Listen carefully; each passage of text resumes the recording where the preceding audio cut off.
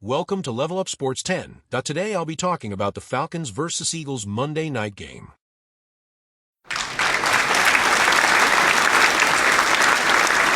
Hello, welcome to Level Up Sports 10. Just coming at you today to talk about the Monday night game between the Atlanta Falcons and the Philadelphia Eagles. It was a great but a tough game for the Eagles to take on the lost side and Kirk Cousins to get going on a win column for the Falcons. Seen a lot from the game yesterday. Of course, everyone's talking about the play call, 3rd and 3, Saquon drop, 37 carries, 186 yards at that point as a team. I think you would suggest the Eagles run the ball, knowing they paid Saquon good money to come in and do just that, as well as catch the ball. So, I mean, mistakes happen, and Saquon took the blame for that. But if we go to the game within itself, you had Kirk Cousins, 20 of 29 for 241 yards, but 8.3 per play, 2 touchdowns, no interceptions. That was a big game for Kirk Cousins, I feel, just to get the win in Philly on the road. I noticed that last drive, he had no pressure at all, not one bit of pressure on him. He dropped back 6 times and completed for 70 yards. So that was tough within itself for the Eagles defense to face, I would say. And I think when quarterbacks are in 2-minute drills, sometimes I think you see the best of a quarterback. Sometimes you don't, but I feel you see the best of a quarterback in those situations. And Kirk Cousins is a quarterback that, we've talked about, we've discussed about not really feeling that he is living up to the magnitude of things, over the years. Yesterday, he lived up to every bit of it, helping the Atlanta Falcons get their first win of the season, throwing that touchdown pass to Drake London to make that securing win. Bijan Robinson, must I say, had a great game on 14 rushes, 6.9 average, 97 yards total. And also, one thing I did notice is the Falcons' defense was everywhere. They had quite a few players. You had seven solo tackles. You had players with 6 solo tackles. But as a team, I noticed they had 76 total tackles. The Falcons came to play football yesterday. So you could say what you want, about the Falcons, but that game yesterday just showed that any team is beatable on any given night. That's something we've talked about throughout the season with WTP Sports Dudes, myself, and City League Sports TV, along with some of our friends that jump in and join the chat as well. And, every week is different. It's been games that's won by a field goal. Some teams are actually getting overplayed in every way possible. Noticing that it starts with the quarterback and the lines as well. And one thing about Kirk Cousins, in the last 5 years, last 5 seasons, let me say, 15th go ahead touchdown, fourth quarter OT, most of any quarterback. Numbers don't lie. It's tough to look at it when the resume is what it is, but the numbers don't lie when it comes to Kirk Cousins in these last 5 seasons. And got to give a shout out to those guys for catching the ball as well. For Atlanta, they stepped up. Darnell Mooney, London, of course, they both had touchdowns as well.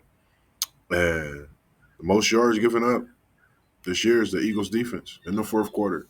So that's a tough thing to take, into consideration as well. They give up a lot of yards, and that's something that's not good for a defensive team like the Eagles to give up points. I mean, yards in the fourth quarter, and the most this year so far. And Jalen Hurts also has been throwing interceptions, 6 straight interceptions in the last games he's played. So you got to take into consideration that teams are definitely more hungry, I would say, to prove themselves. And I think we're seeing the thing this year with the quarterbacks. If you get in the right system, the system fits you, and you can win games. We're seeing that in Minnesota. We're seeing that in Pittsburgh, and we're seeing that here with the big win for Atlanta.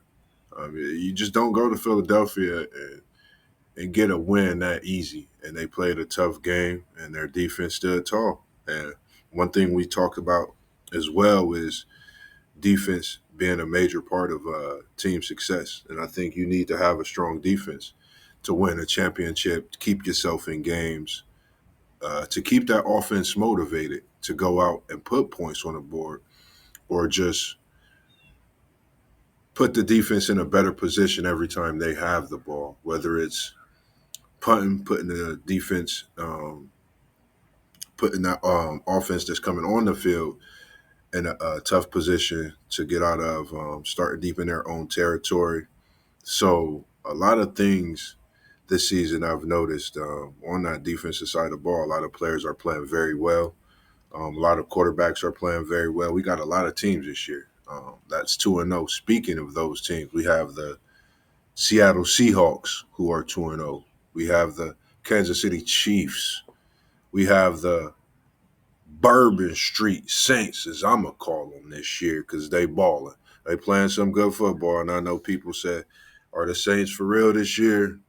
Still a question to be answered, but you just don't go in to Dallas and get a beat down like that on those Cowboys, and people don't think you serious. So it's definitely something to see this year with the New Orleans Saints, Bourbon Street Saints, as I call them. And I'm going to call them Baker, Baker, Baker, and those Tampa Bay Buccaneers are 2-0 as well. That's my team that I like. Out of all these teams, that's 2-0. I definitely do like the Tampa Bay Buccaneers. There's another team I get to when I get there that I like as well. We got those Vikings out there that's 2-0 this year, along with the Los Angeles Chargers. Hardball starting off the year 2-0.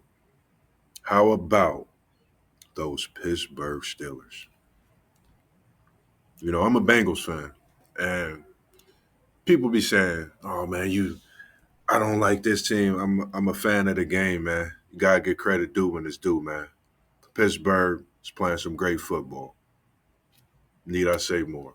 You got the Buffalo Bills sitting at a strong 2-0 as well, and that's followed up by those Houston Texans. So we got quite a bit of teams out here starting the season off undefeated. And then I picked four teams that started off 0-2 so far.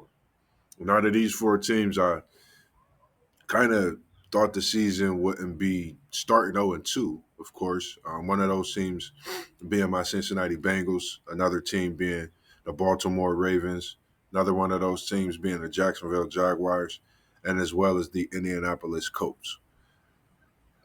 Just looking at the season within itself, we've seen Bryce Young benched.